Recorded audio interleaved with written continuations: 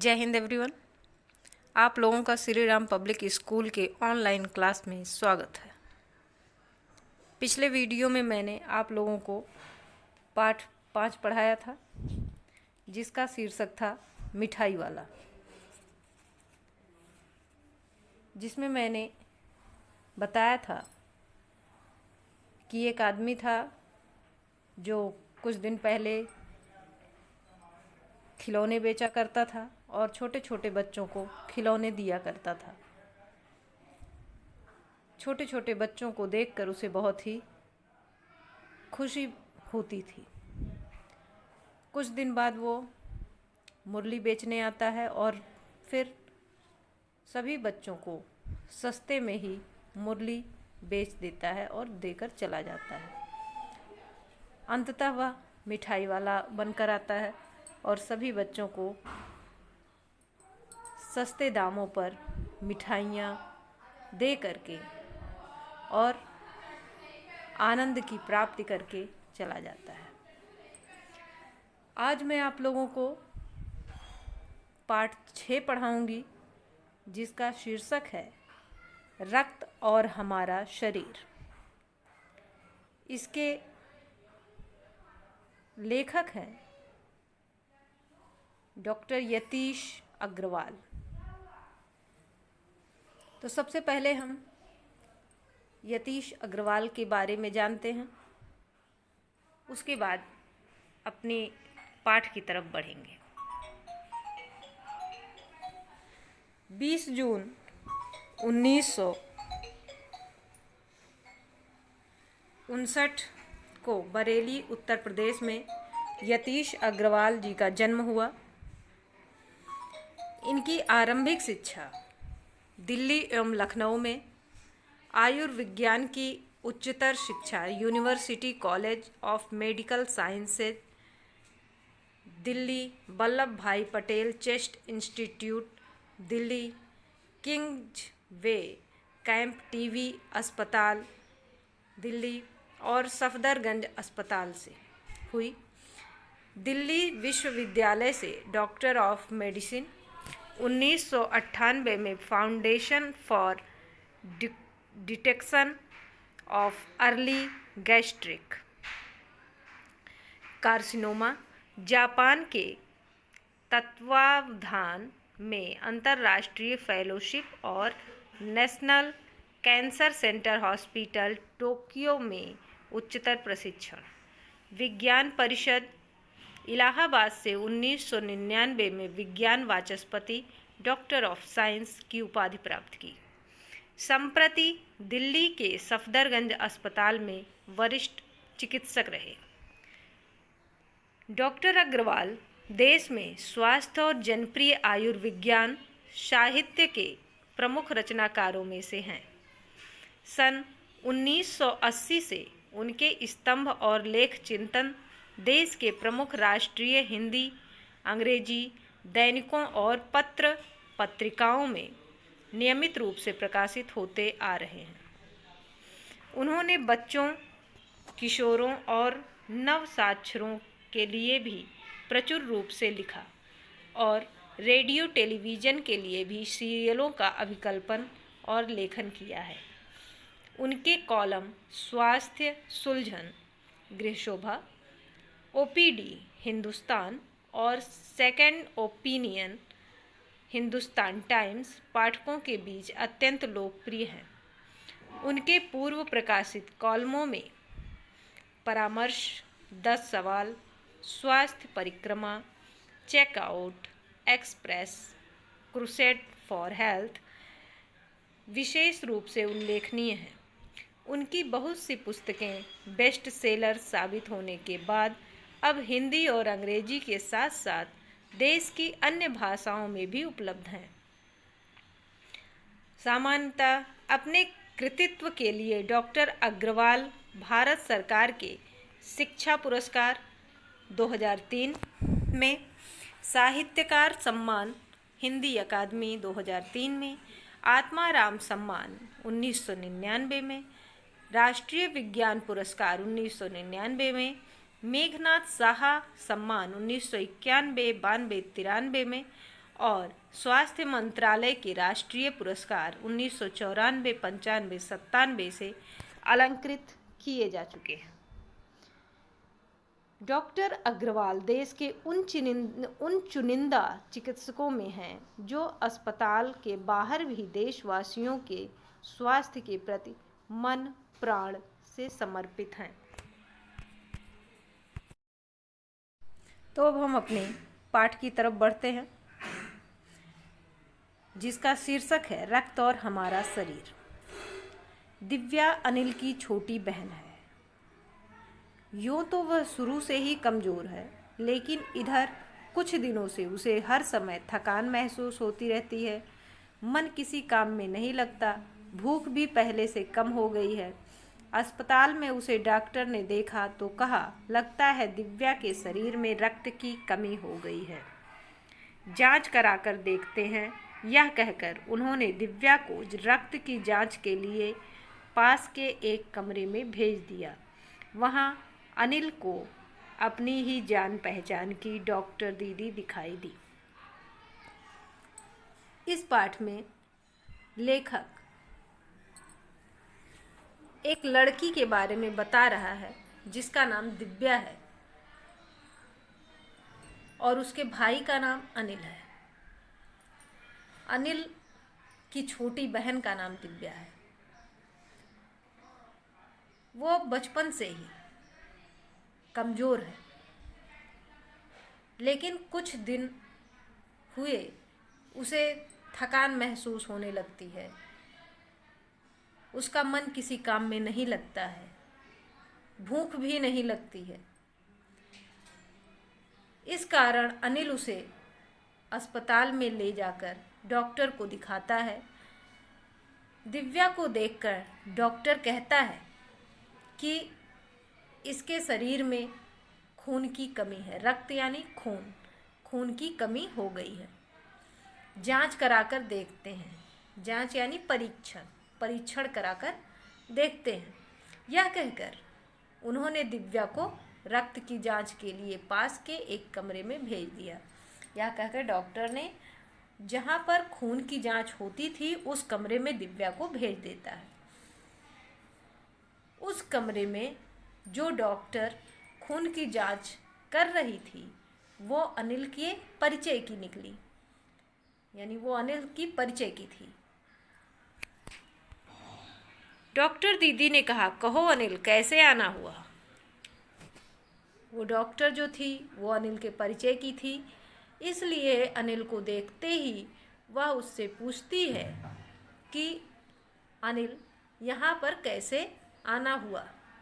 अनिल ने बताया कि डॉक्टर ने दिव्या को खून की जांच के लिए आपके पास भेजा है। इतना सुनते ही डॉक्टर दीदी ने दिव्या की उंगली से रक्त की कुछ बूंदें एक छोटी सी शीशी में डाल दी और स्लाइड पर लगा दी। फिर अनिल से बोली, अनिल तुम कल अस्पताल से रिपोर्ट ले जाना।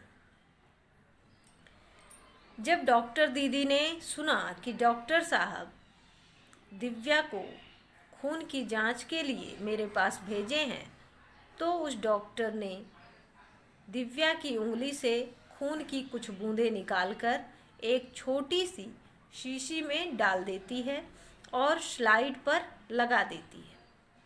स्लाइड मीन्स क्या होता है? स्लाइड मीन्स होता है कांच पट्टी का, यानी जो शीशे की बनी हुई पतली सी पट्टी होती है।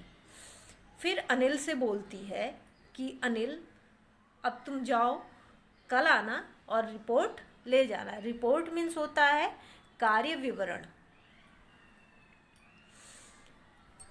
अगले दिन अस्पताल पहुंचकर अनिल ने डॉक्टर दीदी के कमरे के दरवाजे पर दस्तक दी।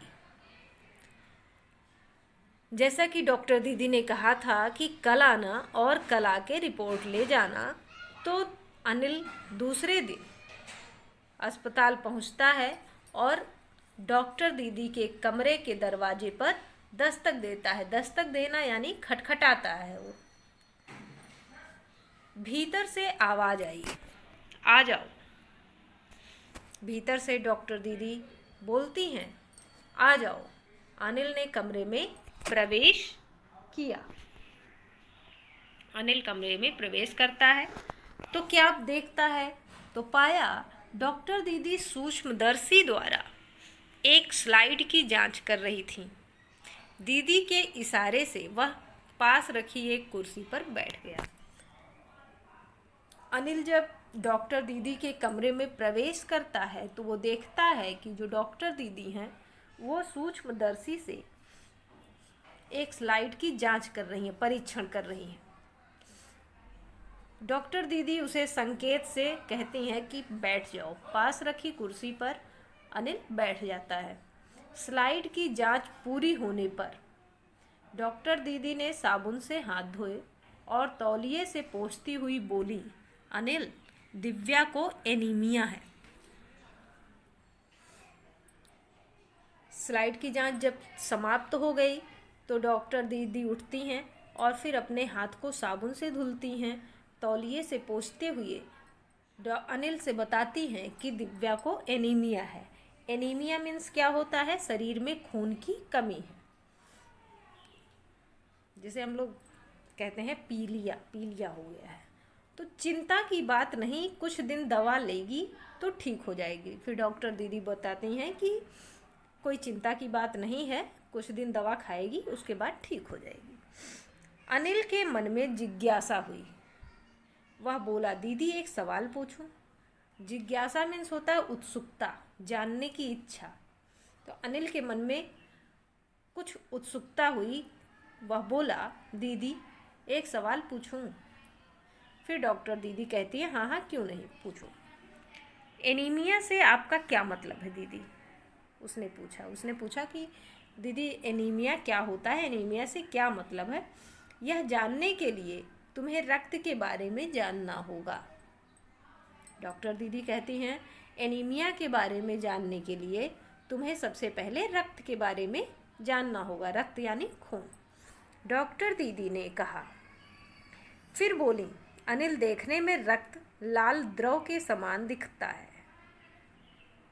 फिर डॉक्टर दीदी बोलती हैं कि अनिल, जो रक्त होता है वो देखने में तरल पदार्थ की तरह दिखता है, यानी लिक्विड दिखता है, किंतु इसे सूक्ष्मदर्शी द्वारा देखें तो यह भानुमति के पिटारे से कम नहीं है।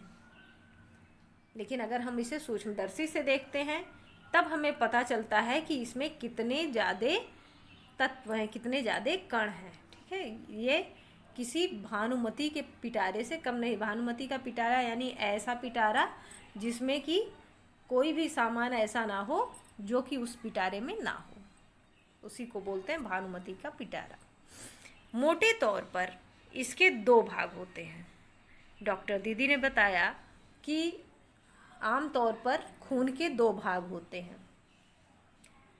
एक भाग वह जो तरल है, एक भाग वह होता है जो तरल है, लिक्विड है, जिसे हम प्लाज्मा कहते हैं। यानी रक्त का वह तरल भाग जो